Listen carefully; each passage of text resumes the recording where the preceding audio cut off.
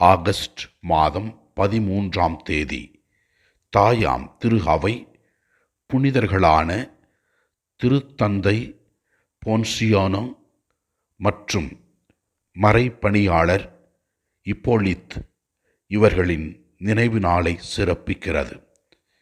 இவர்கள் இருவரும் சிறையில் அடைக்கப்பட்டவர்கள். கிறிஸ்துவிற்காக தங்கள் வாழ்க்கையை அர்ப்பணித்தவர்கள்.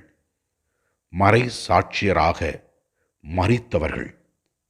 இவர்களின் பரிந்துரை வழியாக நாம் ஆசிர்வதிக்கப்பட வேண்டும் என்று ஜெபிப்போம்.